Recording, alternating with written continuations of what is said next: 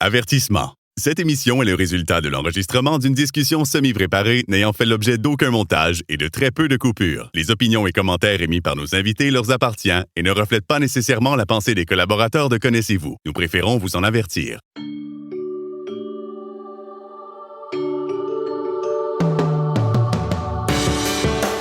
Connaissez-vous avec Martin Chouinard.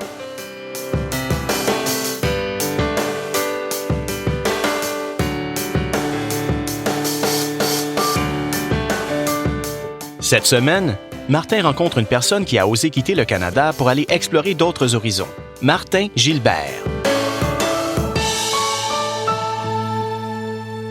Aujourd'hui, nous sommes à Alfortville, c'est une banlieue parisienne et j'ai un invité très spécial à vous inviter parce que ça fait longtemps que moi je l'attends et aujourd'hui, c'est enfin un jour où il va vous faire entendre sa magnifique voix et surtout son accent qu'on pourrait qualifier de à la fois québécois et à la fois français et je dirais même saguenéen parce que bon, vous allez voir que c'est un joyeux mélange de tout ça.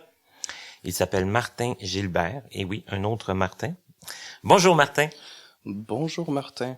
Comment ça va? Ça va très bien, toi? Ça va très très bien. Je suis prêt pour ma psychanalyse.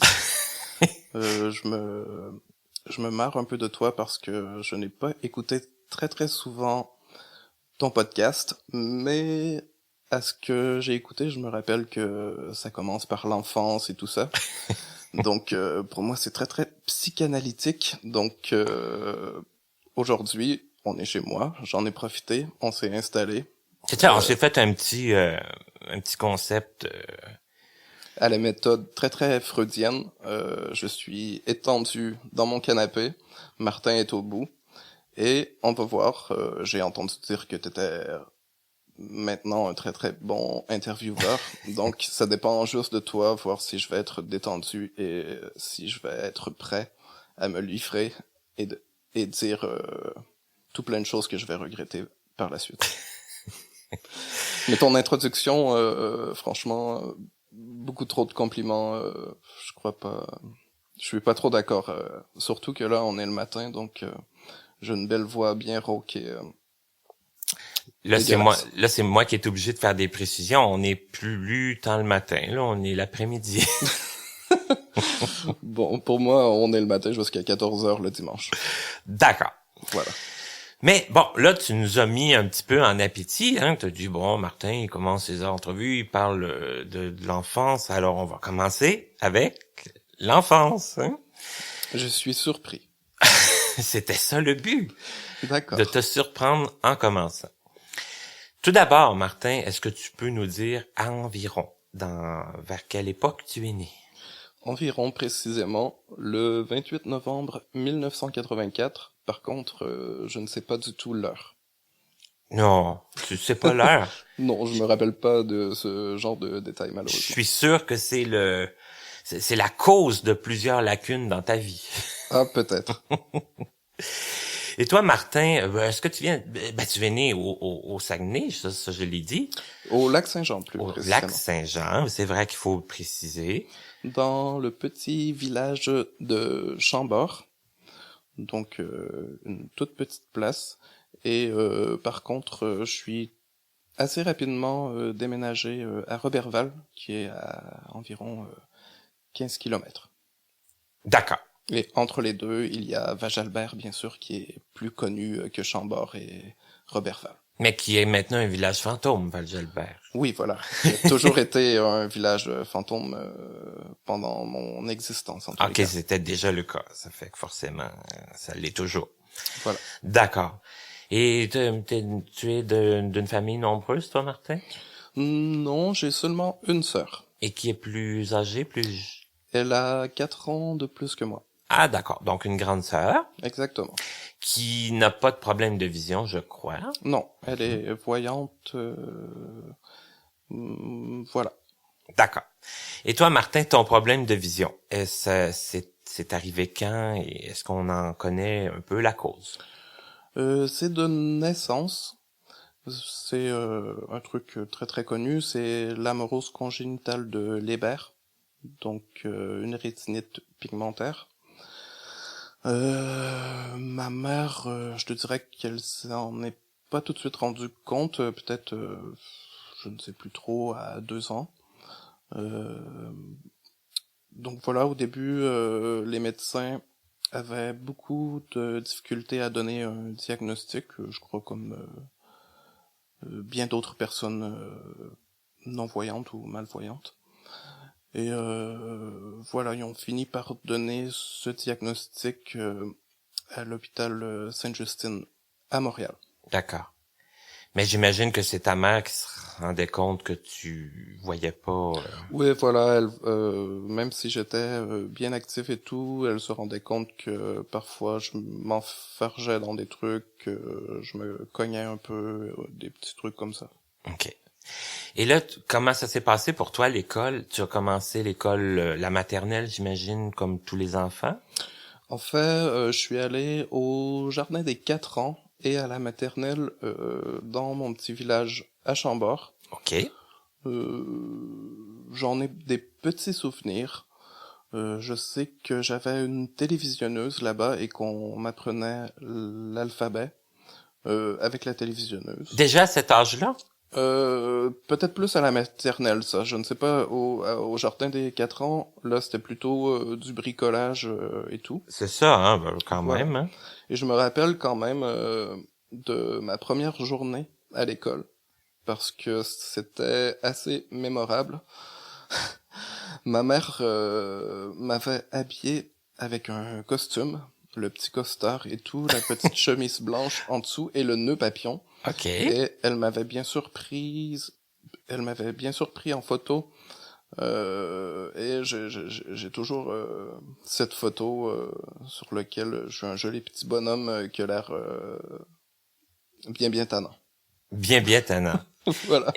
Et à l'école, est-ce que tu as souvenir d'avoir continué à avoir l'air tannant ou même d'être tannant? Oui, bien sûr. Au jardin des 4 ans, à la maternelle, j'étais vraiment une petite peste, que ce soit avec mes camarades ou avec mes professeurs. Déjà à cet âge-là, j'avais beaucoup de difficultés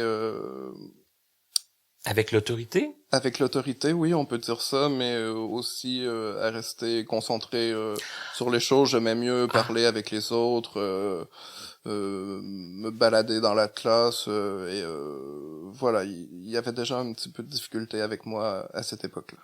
D'accord. Et là, après, quand t'es arrivé le primaire, comment ça s'est passé pour toi?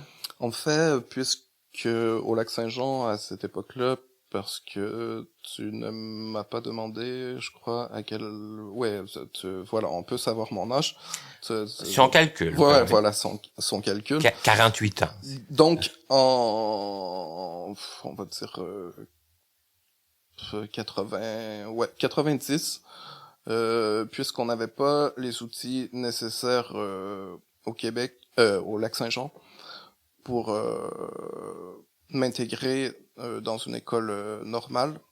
Ma mère a décidé de me laisser aller à Québec, donc j'étais en famille d'accueil.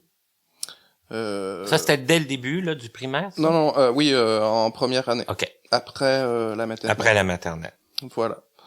Donc, je prenais le bus tous les dimanches. Je revenais le vendredi soir. Donc, ça prenait en moyenne 4 heures pour y aller, 4 heures pour revenir. Et j'allais dans une école qui s'appelle l'école Saint-Charles. Et également, le matin, pour aller à l'école, on avait un petit bus. Ça prenait 1 heure. Et pour y aller et 1 heure pour revenir. Ça Donc, prenait 1 heure aller à l'école? Oui. À tous les jours? C'était un peu n'importe quoi. Et donc, si on calcule, ça fait 10 heures de bus pour aller à l'école, plus 8 heures tous les week-ends. Donc, je faisais 18 heures de bus par semaine. Par semaine. C'est incroyable. C'est un temps infiniment grand, là, surtout pour un enfant. Il pouvait pas vous trouver des familles d'accueil plus près.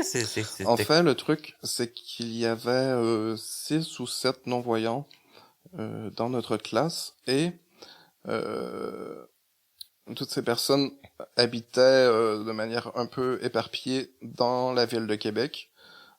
Et le bus passait chercher toutes ces personnes-là. OK. Donc, on faisait carrément le Une tour rondelette, là, du comme Québec. on dit. Par exemple, moi, j'habitais à Beauport, et il y en avait un, je me rappelle, il habitait à Lévis.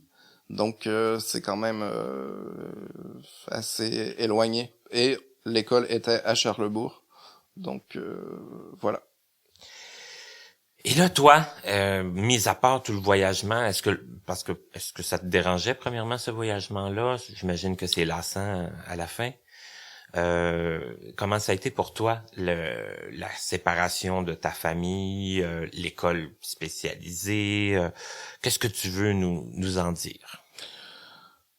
Comment je pourrais aborder ça? En fait, j'ai l'impression que j'en avais pas totalement conscience et que moi, tant qu'on s'occupait bien de moi, j'essayais juste d'avancer et de ne pas me soucier du reste. Par exemple, ma famille d'accueil disait souvent que j'étais on va dire, très très dur, dans le sens où ils m'ont jamais vu pleurer, ou ils m'ont jamais vu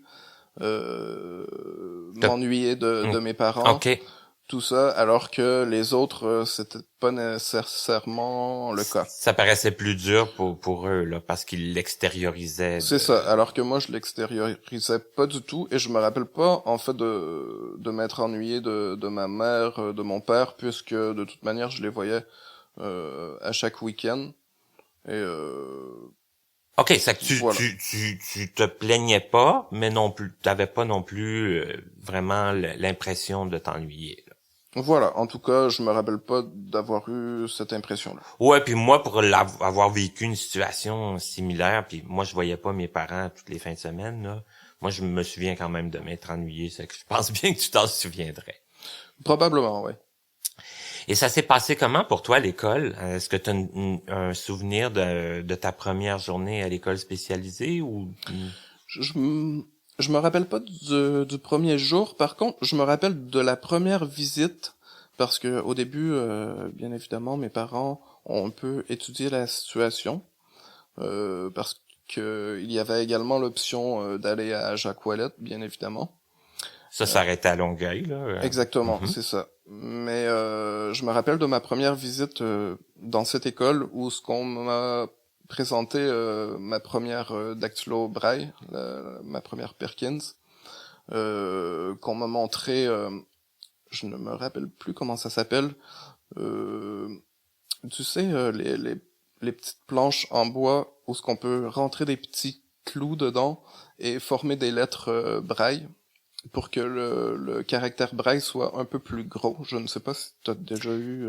Non, le vide de même, ça me dit rien. D'accord, donc voilà, je sais que le prof de braille qui s'appelait Jean-Hude, qui était un excellent prof de braille d'ailleurs, m'avait présenté cette petite planche-là pour me montrer c'était quoi un A, un B, un C, la première journée, et qui m'avait fait un peu taper sur la Perkins.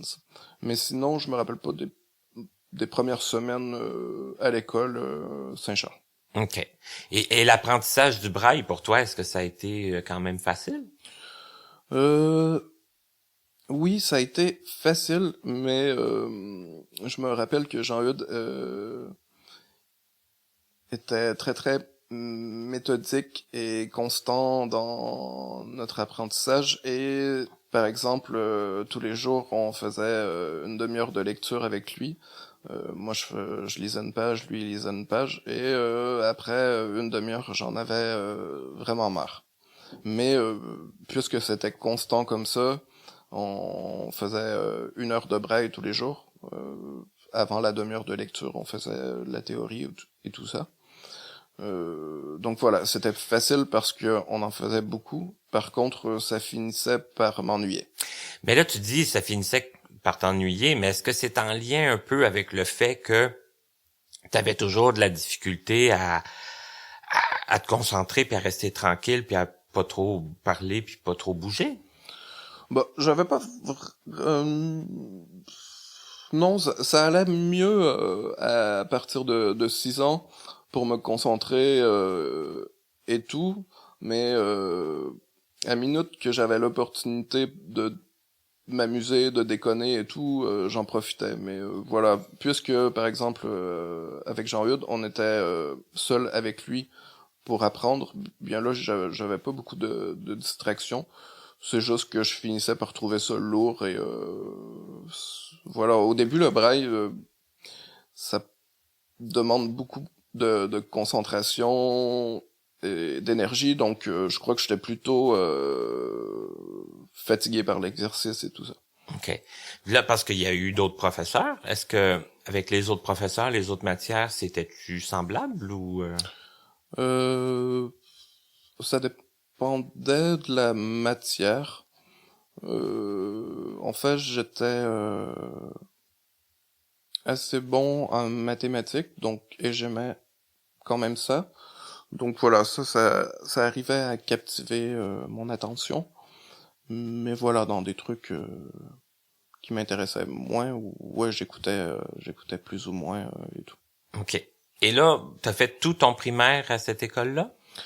Jusqu'à ma 5e année. OK. Voilà. Mais c'était assez spécial comme école parce que dans la même classe, on n'était pas tous au même niveau. Donc Tu veux dire pas tous en même dans le même niveau scolaire, là? exactement, OK. c'est ça. C'était plusieurs vous pouviez admettons quoi être première année, deuxième année, 3e année, 4e année, 5e année. Ah, tout ça dans une même classe? Oui, et parfois, ils essayaient de faire des cours pour rejoindre tous les niveaux en même temps, donc Aïe, aïe, c'était aïe. un petit peu n'importe quoi. Souvent, on avait chacun notre travail de notre côté, mais d'autres fois, on s'asseyait tous à la même table, et là, Communément, là, tout le monde c'est ça, et on avait un cours d'anglais, par exemple. Et bien, ils essayaient de faire en sorte que tout le monde puisse suivre le cours, puis... C'est ça. Ah là là, OK. Ouais, donc c'était un peu spécial, et il y avait un autre point également, c'est que c'était une école pas seulement de personnes non-voyantes, mais il y avait également des personnes avec un handicap mental. Et ces personnes-là, on les voyait quand même le midi et tout ça. Donc c'était assez spécial Comme de un peu côtoyer ouais, vraiment de façon quotidienne, C'est ça. des gens qui étaient pas du tout de votre réalité, là, de votre... Oui, voilà, et il y en a vraiment, ça allait loin, qui étaient pas conscients du tout de la réalité, comme tu dis, et qui faisaient des trucs assez spéciaux. Ça pouvait être des handicapés assez profonds. Là, Ouais, vraiment. OK, d'accord. Écoute, là, tu dois dire, il fait exprès, on prolonge l'enfance, Je vais te donner une chance, Martin, parce Comme que... à ton habitude, quoi. Je suis un petit peu trop loin de lui pour y sacrer une taloche. Même pas peur. Mais on va passer... comment ça... Là, tu dis t'as quitté à la... T'as fait la 5e année, puis à la 6e année, tu es retourné chez toi? À la 6e année, je suis retourné chez moi, à l'école primaire, donc... et là, je te dirais que je me rappelle plus... d'avoir été un peu, d'avoir eu une certaine crainte de l'intégration.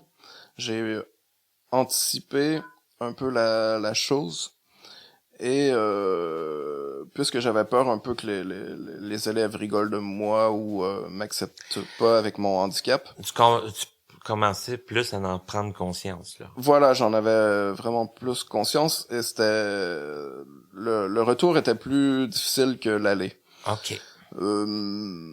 Donc, je me suis fait un peu une carapace, et je suis devenu encore plus turbulent que dans ma jeunesse. C'est-à-dire que pour me faire accepter et pour que les gens soient de mon côté, je faisais constamment des conneries, je faisais des blagues, parfois méchantes, que ce soit sur les autres élèves ou sur les professeurs. Ensuite, pendant les récréations, j'avais de la chance à cette époque-là, c'est-à-dire que j'étais un petit peu plus grand que les autres, pas nécessairement, oui, un peu plus fort que les autres, on va dire, parce que je crois que j'avais 1 an en décalage. Donc, je me bataillais beaucoup dans la cour d'école. En même temps, tout le monde jouait au ballon chasseur, et ça, c'est une chose, évidemment, que je pouvais pas faire.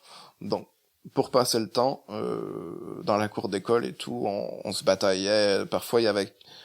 ça restait amical, hein, c'était pas méchant, mais on se mettait... les gens savaient que j'étais un petit peu plus fort que eux, donc ils se mettaient 5-6 personnes contre moi, et on jouait, par exemple, au roi de la montagne, ou des trucs comme ça. Mon petit doigt me dit qu'il y en a qui ont dû dégringoler. De la montagne. Ouais, voilà. Je suis pas très très grand et très très gros, mais je savais quand même bien me défendre. Et là fut le secondaire après? Exactement, donc au secondaire, ça continuait tout ça. Souvent... mais il y avait beaucoup moins il y avait plus du tout de bataille parce que là, je tombais tout petit comparativement au reste de l'école. Mais par contre, j'étais très très... je vais essayer de pas dire de termes trop parisiens, j'allais dire chiant et relou. Mais voilà, avec les professeurs, je faisais constamment des blagues méchantes et ça m'arrivait très très souvent de pouvoir me faire mettre dehors de la classe parce que j'étais juste insoutenable et que je passais mon temps à vouloir faire rire mes autres camarades. Et ça fonctionnait, j'imagine. Ça fonctionnait, et pour moi, de sortir de la classe, c'était pas... voilà, c'était une victoire. C'était pas un drame. J'étais content, je pouvais aller me balader, et je savais que j'avais réussi à faire rigoler les gens, et voilà. Ton objectif était comme atteint. C'est ça. OK. Et point de vue des notes, est-ce que ça s'en ressentait? En fait, parce que là, c'est le début de l'adolescence et tout. Oui. Je me souciais pas du tout de mes notes, et comme souvent plusieurs ados, tout ce qui nous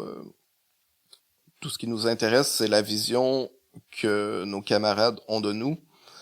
Je passais pas de temps le soir à étudier ou à lire tout ça. Je sortais constamment, j'allais me balader dans Robertval, tout ça. Ce qui fait que j'avais pas des super notes, mais j'avais beaucoup de chance, c'est-à-dire que j'avais la faculté d'apprendre rapidement et de retenir tout ce que les professeurs disaient. Donc, j'arrivais à avoir des notes de passage correctes. Dans certaines matières, un peu plus, dans d'autres moins. Mais voilà, c'est ce qui m'a sauvé, parce que si j'avais pas appris facilement les choses, là, ça aurait été catastrophique. Donc voilà. Donc malgré tout, ça allait les notes là, parce que bon, tu retenais, puis. Exactement. En français, en anglais, c'était difficile. Le plus difficile, c'était en anglais parce que ça m'endormait complètement. Donc ça, je retenais pas. Je me couchais souvent sur mon bureau et je dormais pendant 1 heure. Donc c'est l'anglais qui a été le plus difficile. Mais là, pendant que tu dormais, tu faisais pas rire les autres non plus. Non, voilà, c'est ça. Mais je prenais des pauses quand même parfois. Et en français, c'était un peu moins difficile, mais toujours assez compliqué pour moi. Et en mathématiques, en histoire, là, j'aimais beaucoup plus. C'était plus facile. Ça captait plus mon attention. Ensuite, en physique, vu que j'avais une assez bonne logique et une bonne mémoire, ça passait bien. J'ai eu ma physique forte. J'ai fait des maths fortes également, les maths 436. Oui. Je ne sais pas si ça existe toujours. Moi, je sais que dans mon temps, ça existait. Oui, voilà. Et Tu t'en es tiré. Tu t'en es tiré avec évidemment, un peu comme tout le monde, là, les matières qui t'intéressaient avec des meilleurs résultats, puis... Voilà. Mais par contre, vu que je voulais avoir des amis, je voulais que les gens me respectent et que on peut dire que je me foutais complètement du reste. En 4e et 5e secondaire, j'étais très très influençable par les autres. J'avais des amis Moins assez recommandé. délinquants, assez durs et tout ça. Donc, je suis sorti, je crois, à 19 ans du secondaire parce que je me suis fait mettre dehors quelques fois de l'école. D'accord. Voilà, carrément. Là, tu vois, t'allais un petit peu au-devant de ma question, parce que là, moi, ce que je voulais savoir, c'était socialement, comment tu t'en es sorti, parce que c'était important pour toi de, comme tu dis, de te faire respecter, puis tout ça. À la fin, tu me dis, j'étais influençable, tout ça. Mais est-ce que, point de vue respect, est-ce que ça a fonctionné pour toi? Est-ce que... Oui, ça fonctionnait complètement. Je connaissais tous les jeunes de l'école, tout le monde me respectait. Et si on me respectait pas, de toute manière, j'étais... vu que les autres... C'était pas une école facile à Robertval. Il y avait quand même pas mal de violence, que ce soit autant verbale que physique.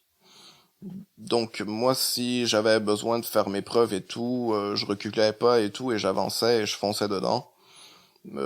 Pour me faire respecter, pour réussir à m'en sortir sans que je devienne un peu la victime de cette violence physique et de cette violence verbale qu'il y avait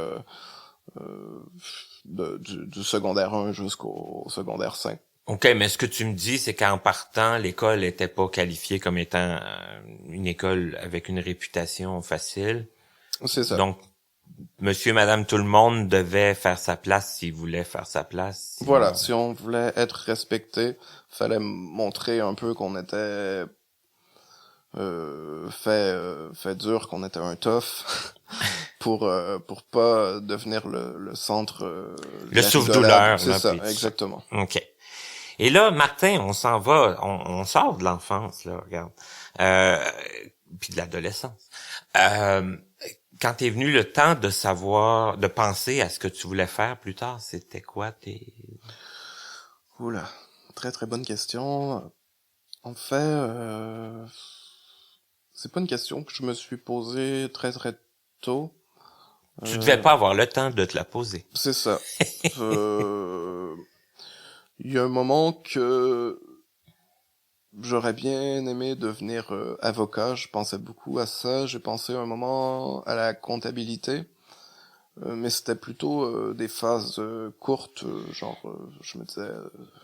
Ça durait 3 mois et non, même pas 3 semaines et voilà, ça passait. Des idées vraiment passagères. Là. C'est ça. Mm-hmm. Donc puisque je ne savais pas quoi faire, mais que j'étais très très passionné par la musique et par la batterie.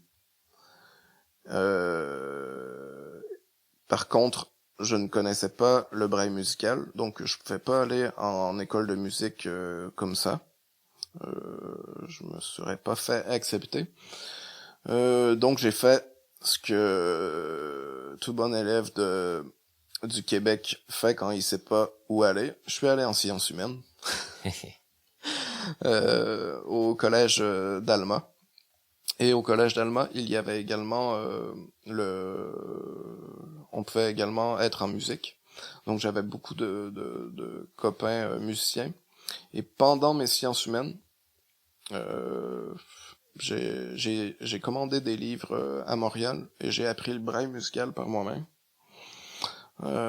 Donc j'ai fait toutes mes sciences humaines en 3 ans, je crois, au lieu d'en 2.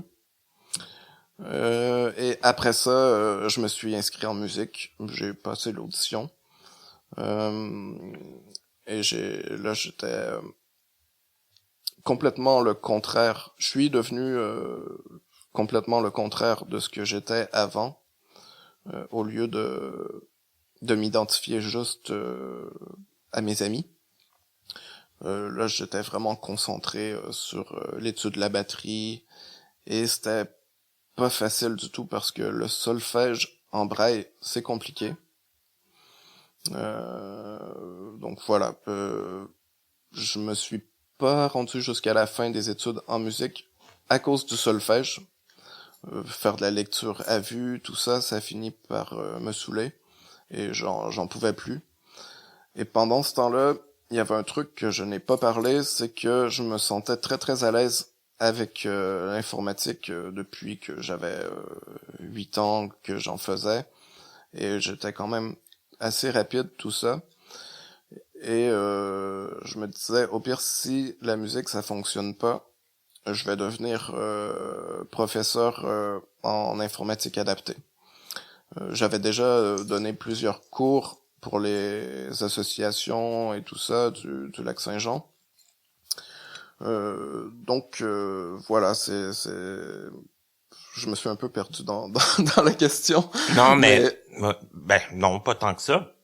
Parce que dans le fond, t'avais trouvé du temps pour t'impliquer auprès des autres pour aussi faire part de tes connaissances puis les aider.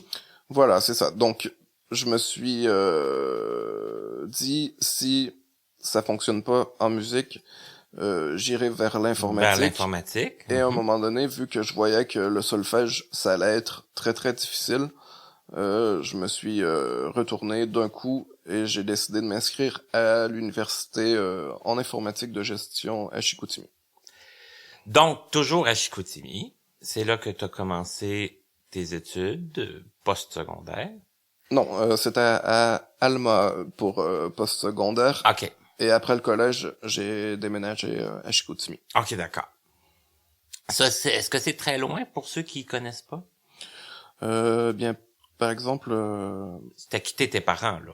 Ouais, voilà, j'étais en appartement, parfois avec des colocs, d'autres fois tout seul. Et c'est à peu près... Alma, c'est environ 45 minutes de Roberval. Et pour aller à Chicoutimi, c'est une autre demi-heure. OK, donc, d'accord. Environ 1h15 de ma mère, de mon père. OK. Et là, les études en informatique, est-ce que ça a répondu à tes besoins? Est-ce que ça a été quelque chose qui t'a satisfait? Ça me satisfait. En fait, moi, mon but, c'était juste d'aller à l'université, d'avoir un diplôme et de pouvoir enseigner l'informatique adaptée. Mais pour ça, je devais passer par l'apprentissage de la programmation. Et au départ, je savais que c'était assez complexe. J'y avais jamais touché. Je me disais, oh non, encore des trucs mathématiques, c'est bon, j'en ai assez fait en 436, j'ai pas le goût de retourner dans ça. Mais en fait, je suis tombé complètement passionné de la programmation, du développement, aussitôt que j'y ai touché.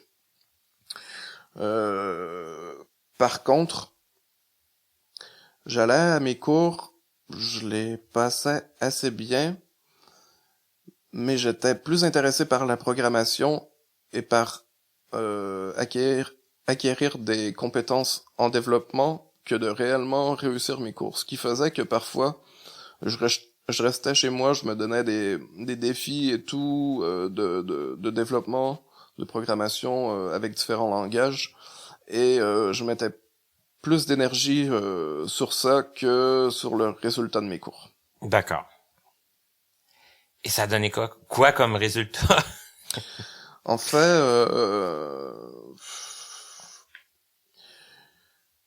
il y a un truc au Québec qu'il n'y a pas en France, c'est qu'on nous permet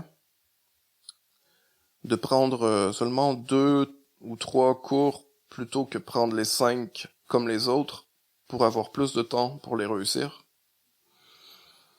Et ça peut être une bonne chose dans certains cas, mais ça ne l'est pas toujours. Contrairement à l'approche de la France, c'est que les élèves non-voyants vont faire les mêmes cours que les autres, mais par contre, les professeurs vont... C'est un peu un non-dit, mais c'est ce que j'ai observé.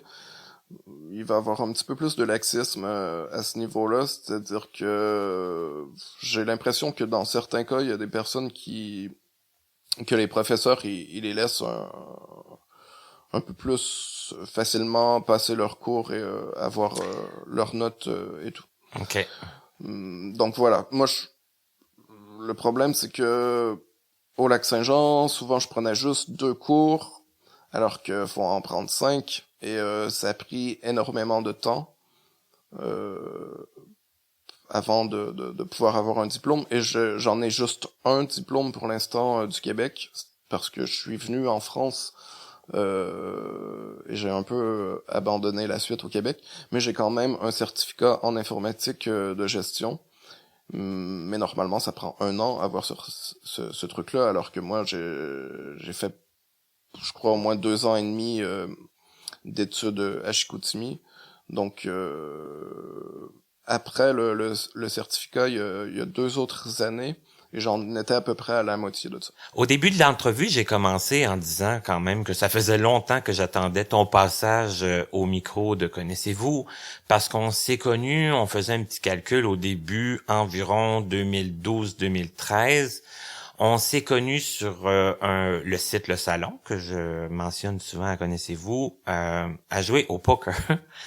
Et bon, dans ce temps-là, évidemment, tu étais toujours au Saguenay, au Lac-Saint-Jean, excuse-moi. À Chicoutimi. À Chicoutimi. Donc, Saguenay. Saguenay, moi, en tout cas. Moi, j'ai jamais été encore, ça fait que je suis un petit peu mêlé.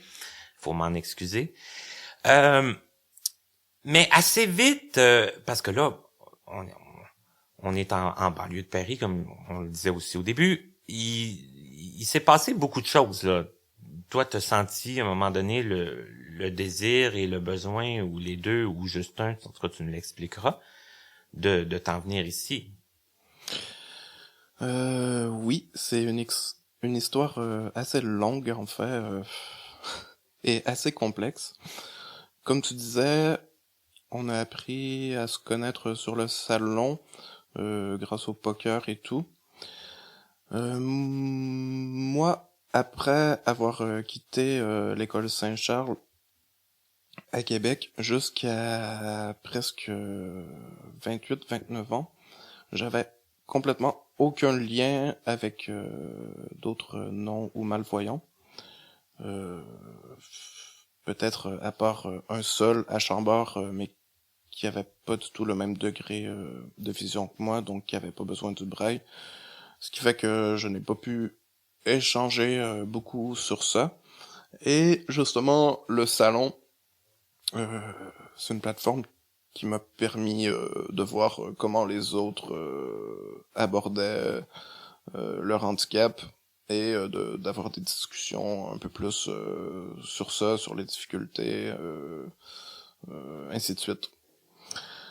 Donc, comme je disais tout à l'heure à Chicoutimi, j'étais très très très passionné par le développement, l'informatique, la programmation, les langages, tout ça, mais un peu moins par mes cours, et ce qui fait que à la longue, j'étais un peu perdu, j'en avais un peu marre, je m'ennuyais un peu, et j'avais des discussions beaucoup avec des Français.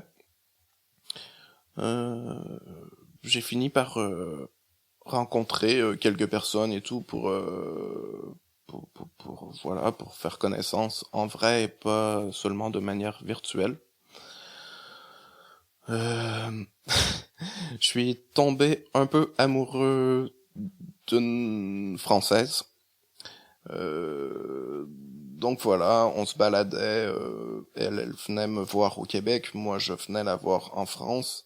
C'était quand même assez sérieux, là, parce que c'est des gros déplacements, là. Oui, c'est énorme comme déplacement et ça coûte assez cher de se voir souvent elle s'ennuyait, tout ça, donc on devait essayer de... Par contre, t'étais habitué de faire des gros voyages du temps de l'école. Oui, voilà, mais j'étais jamais sorti du Canada, même pas du Québec. Okay. Je vais jamais aller dans d'autres provinces, tout ça. Donc, ça coûtait cher, tout ça. Moi, j'en avais un peu marre de l'université. J'avais de la difficulté à aller à tous mes cours. J'aimais mieux faire de la programmation de mon côté, tout ça. même si voilà, j'avais quand même des notes respectables et je me suis dit pourquoi pas essayer de faire un échange étudiant avec la France pour venir retrouver ma copine ici. Et comme je disais, j'avais pas des notes si mauvaises que ça parce que pour avoir le droit de faire l'échange bilatéral, il fallait une moyenne plus haute que 80%.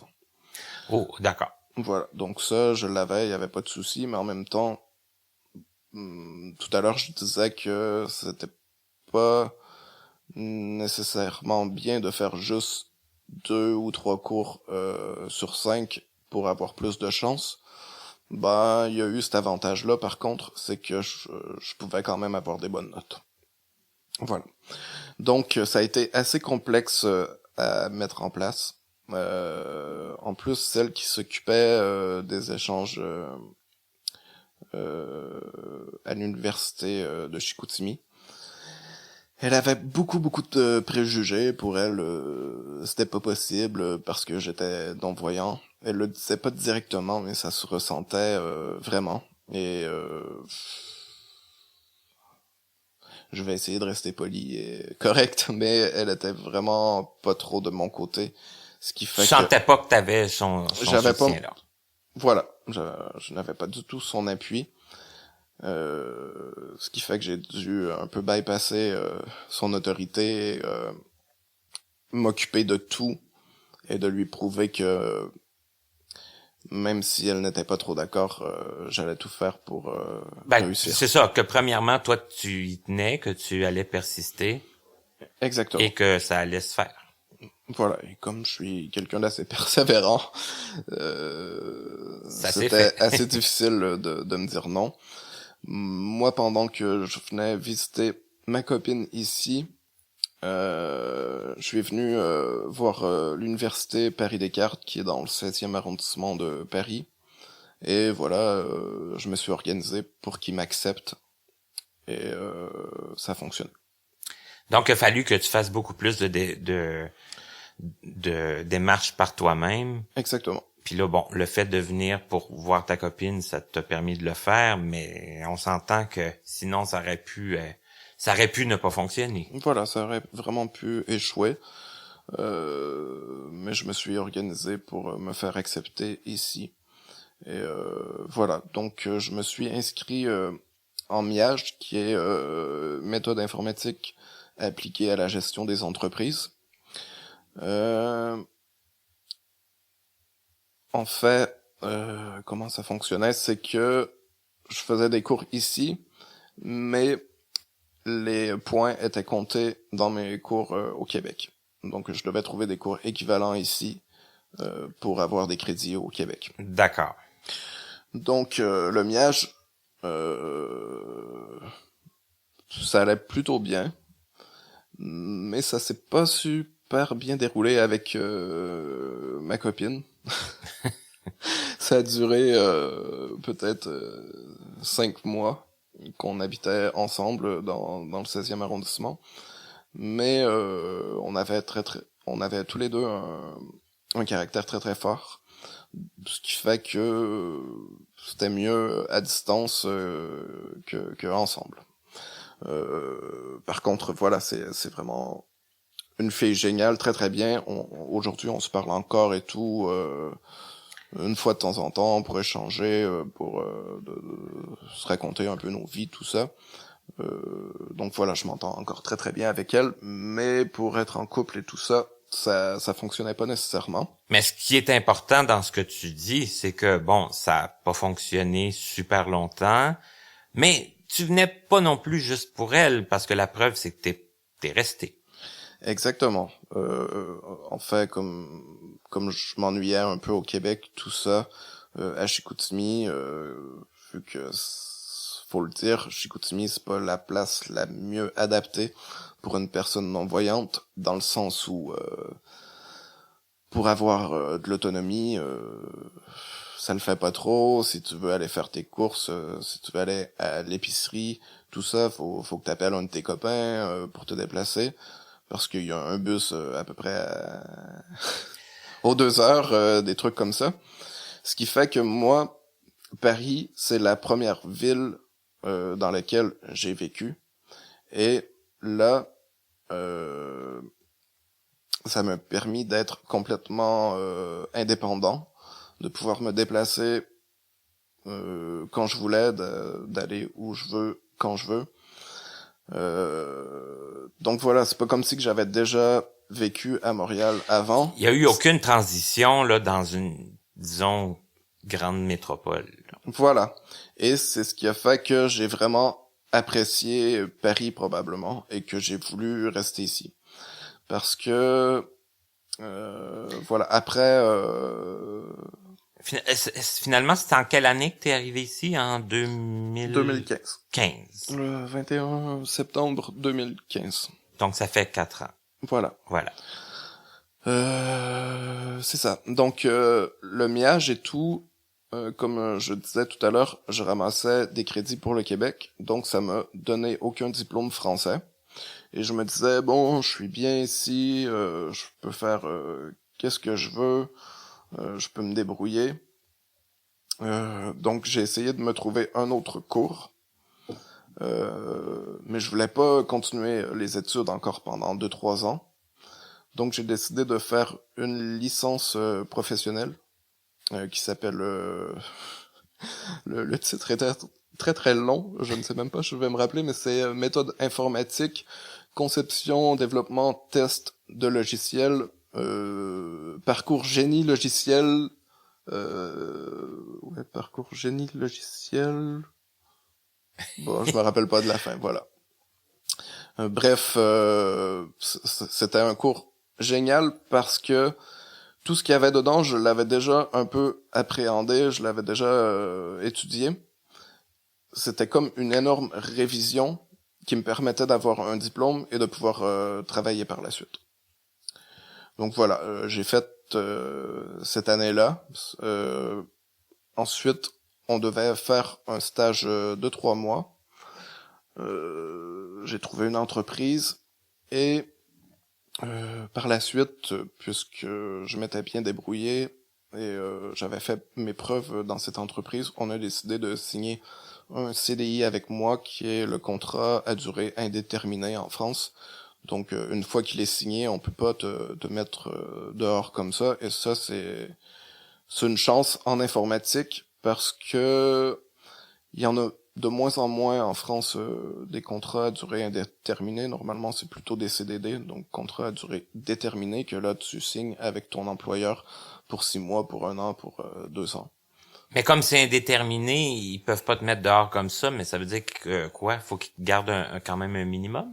Non, ça veut dire que pour avoir le droit de te mettre dehors, faut vraiment faire une erreur grave ou que tu prennes une entente avec l'employeur pour quitter. Pour quitter. Voilà. OK, d'accord.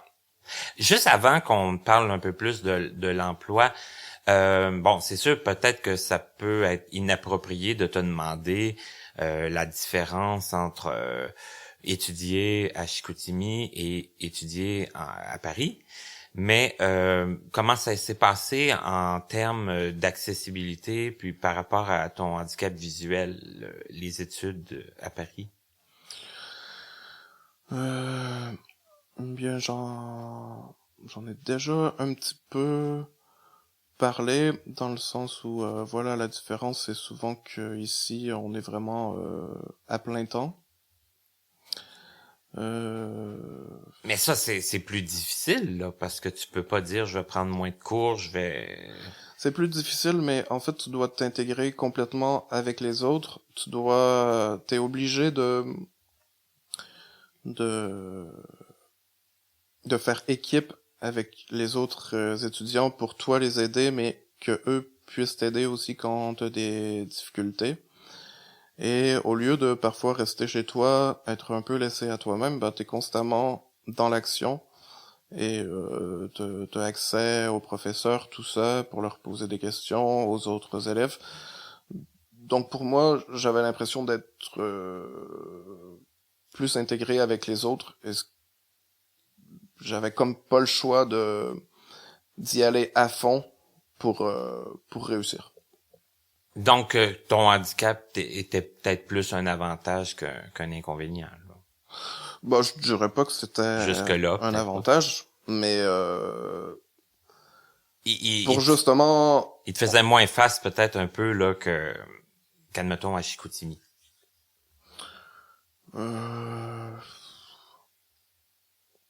Ouais, on pourrait dire ça comme ça, mais on pourrait également dire que, on va dire que les difficultés que l'handicap ajoute, j'avais moins le choix d'y faire face et d'essayer de trouver des solutions rapidement. Donc voilà, le fait que je n'ai pas le choix, ça m'obligeait à vraiment avancer et à me concentrer sur les matières et pas me laisser déconcentrer par d'autres choses dans ma vie personnelle ou dans mes autres intérêts. De t'impliquer plus à fond, là, C'est ça. avec plus de rigueur. Voilà, alors que lorsque j'étais au Québec, je m'impliquais moins. Et il y a aussi que pour avoir des visas pour venir en France, faut être étudiant ou faut avoir un visa de travail et vacances. Et ça met une petite pression, c'est-à-dire que si tu passes pas tes courses, si tu y arrives pas, ben voilà, tu peux tout simplement plus rester ici. Tu réponds plus comme aux critères pour rester. Voilà, c'est ça. OK. Mais est-ce que tu avais besoin d'adaptation due à ton handicap à l'université? Est-ce que aussi avec justement le fait que tu étais en informatique, tout était informatisé ou C'est un bon point. En effet, la programmation, on va dire que c'est assez accessible, mais il reste quand même des cours, par exemple, plus de modélisation. Il y a un langage pour modéliser qui s'appelle l'UML. C'est seulement des graphiques, des schémas et tout ça. Donc là, c'est vraiment plus difficile pour un non-voyant. Et nécessairement, on a besoin d'adaptation.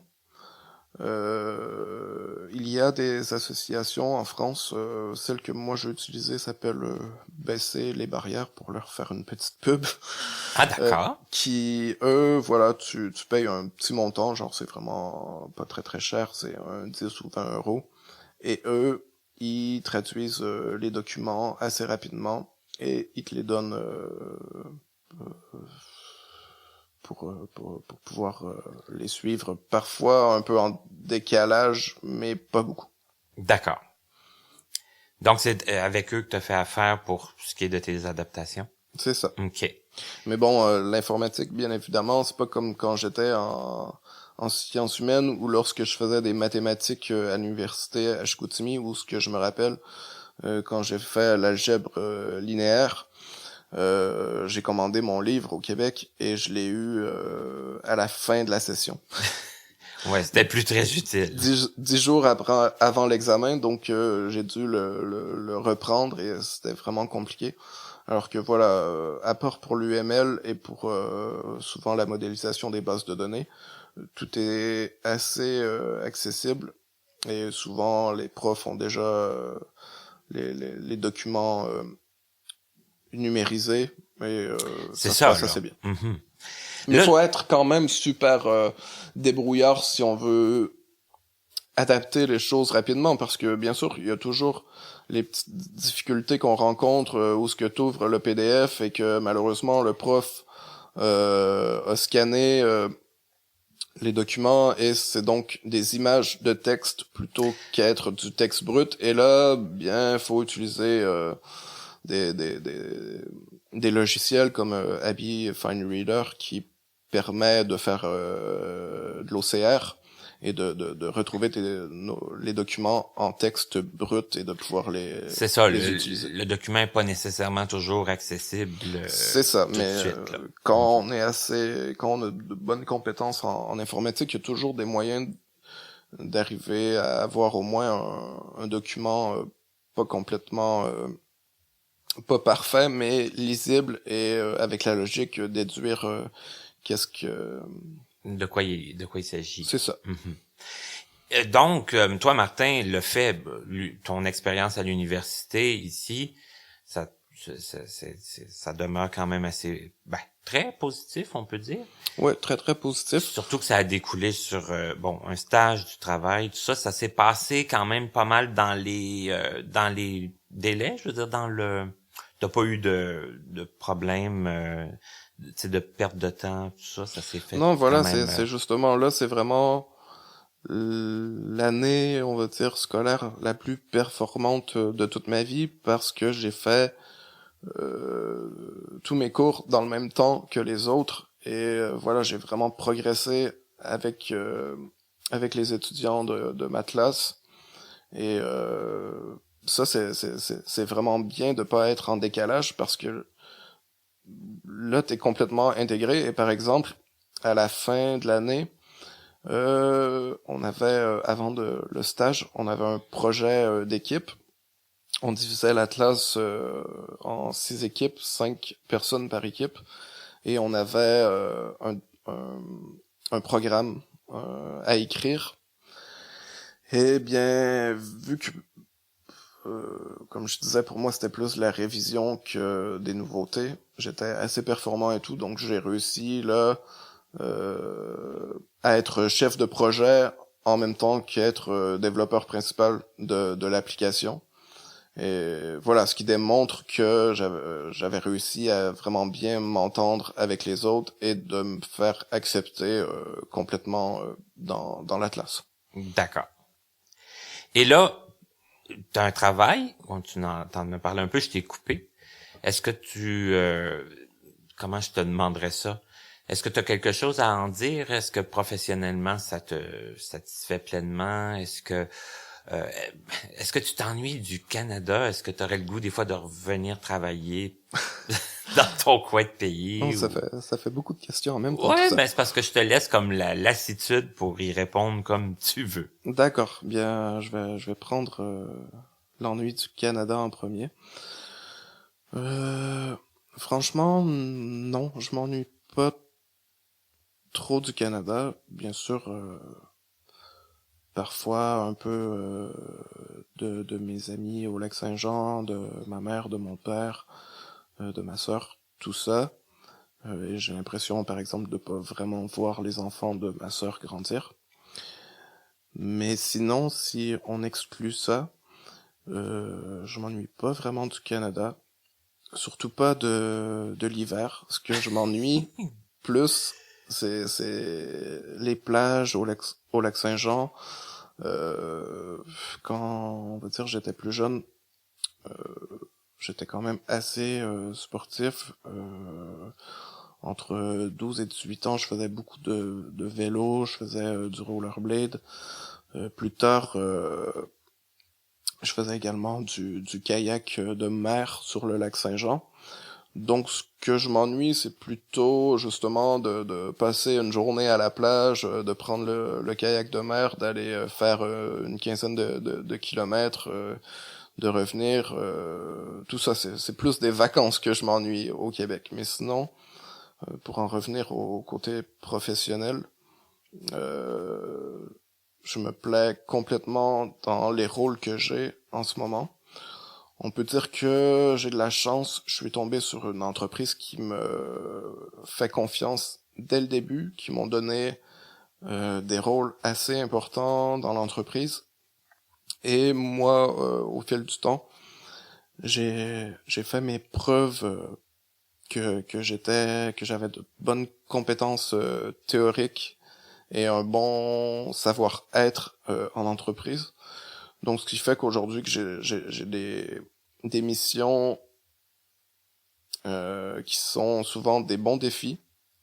Donc je m'ennuie vraiment pas. Et en informatique, il y a un truc qui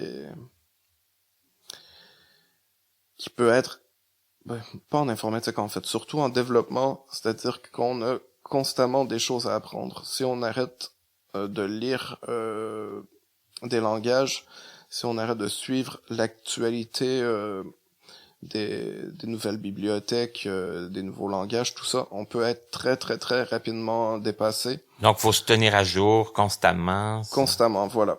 Et moi ça me plaît parce que voilà, je suis plutôt passionné Et les projets que j'ai en ce moment m'apprennent encore beaucoup. Donc voilà, pour l'instant, je me plais où ce que je suis et j'ai l'impression que j'en ai encore pour un bon 6 mois à 1 an et demi à pouvoir encore progresser dans cette entreprise-là et apprendre des choses. Par contre, là, je ne suis pas à Paris pour travailler. Je suis à 1 heure, je fais 1 heure de train tous les matins pour y aller et pour revenir. Et mon but ultime d'ici 1 an et demi, c'est probablement de revenir à Paris pour me rapprocher, mais également pour augmenter idéalement de beaucoup mon salaire et tout ça. Parce que voilà, en informatique, on a cette chance-là, c'est que les employeurs manquent de main-d'œuvre et de pouvoir avoir des bons salaires. Donc j'ai déjà quelque chose d'intéressant, mais je sais que je peux progresser encore beaucoup de ce côté-là. Et le coût de la vie est quand même assez élevé. On s'en cachera pas. On s'en cachera pas. Même si j'ai un bon salaire et tout, les appartements, c'est tellement cher. La nourriture, tout ça, lorsqu'on va au restaurant, au théâtre, c'est vraiment très très cher. Voilà. Et là, Martin, moi en tout cas, je suis pas trop inquiet pour toi dans tes futurs projets professionnels. Ça a l'air quand même de bien se passer et tout. Mais je te souhaite merde quand même dans tes futurs projets. Merci. Mais j'aimerais qu'on termine parce que Paris et ses environs, c'est quand même assez magnifique à visiter. C'est quand même assez accessible pour les personnes avec un handicap visuel. Moi, depuis que je suis ici, je suis très impressionné. Qu'est-ce qu'on fait pour se divertir? Qu'est-ce qu'on fait? Toi, tes intérêts, tes loisirs, qu'est-ce que c'est? En fait, il y a plein de choses à faire, bien évidemment. C'est pas comme au Québec, je peux pas faire autant de sports. On peut, mais voilà, c'est pas les sports que je pratiquais avant. Mais voilà, moi j'adore me balader dans les rues à Paris, aller voir des petits musées, aller au théâtre, aller voir des films. Je ne sais pas d'ailleurs si ça a changé un peu à Montréal. En même temps, moi j'y suis pas allé très très souvent, je fais juste m'arrêter en passant quand je retourne au Québec. Mais par exemple, on a cette chance-là d'avoir beaucoup d'audio-descriptions dans les cinémas. Donc voilà, ça c'est cool de se faire des petites soirées. Ensuite, il y a au début, j'en faisais plus. Il y a des associations avec des activités. Maintenant, je n'ai plus vraiment le temps, mais par exemple, je suis allé faire quelques fois de l'équitation avec une association. Et c'était vraiment plaisant. D'ailleurs, c'était la première fois que j'essayais. Et sinon, moi, personnellement, puisque, voilà, j'aime toujours la batterie, j'ai arrêté de jouer pendant un bon moment, mais pour me faire plaisir, je me suis quand même racheté une petite batterie électronique avec laquelle je peux pratiquer même si je suis en appartement, puisque le son est directement dans un casque plutôt qu'une vraie batterie acoustique. Là, voilà, je pourrais un petit peu incommoder mes voisins. Donc, tu l'as dit, tu t'ennuies pas, t'as pas le temps de t'ennuyer. Non, surtout que, voilà, comme je disais, en informatique, on peut être très rapidement dépassé, donc même si je suis pas au boulot, souvent je vais lire de la documentation le soir, donc malheureusement je m'ennuie pas aussi parce que je travaille parfois un peu trop. Voilà. Écoute, Martin, ce qui est très gentil aussi de ta part, c'est de m'avoir accueilli chez toi pour un court séjour ici et d'avoir pris aussi le temps de faire l'entrevue parce que, bon, ça faisait longtemps que j'y tenais, que je le voulais. Oui. Et bon, c'est fait maintenant, Martin. Voilà. Eh bien, ça me fait plaisir de t'avoir accueilli. J'espère que tu vas avoir passé un bon moment à Paris, un bon moment en France. Et de toute façon, c'est pas encore terminé. C'est pas toi. terminé. Et comme je l'ai dit à des gens, puis c'est probablement... bon, moi, c'est mon 2e passage ici. C'est certainement pas le dernier. Alors, voilà. Super. Ben, tu seras le bienvenu encore ici. Il n'y a pas de souci. Ici ou dans ton prochain appart. Voilà, parce que pour il y a des l'instant, changements dans l'air. pour l'instant, j'ai un appartement qui coûte un peu cher, qui est un petit peu trop grand pour moi. Donc, si je peux diminuer le prix de mon appartement pour avoir plus de revenus dans des petits voyages ou des trucs comme ça peut être toujours intéressant. Bien, un gros merci, Martin, et bonne chance encore dans tous tes projets. Et ben, n'oublie pas quand même ton pays. T'inquiète pas, je vais venir vous visiter et au plaisir. Merci.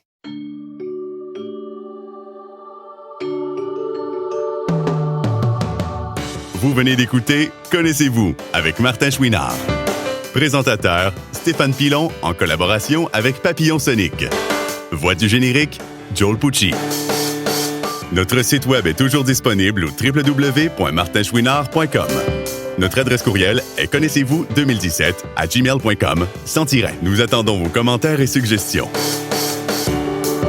Un immense merci à la compagnie Point par Point Incorporée, l'Association des aveugles de la Rive-Sud, AARS, ainsi qu'au Regroupement des aveugles et amblyopes du Montréal métropolitain, RAAMM, de nous prêter gracieusement leurs locaux pour l'enregistrement de certaines de nos émissions.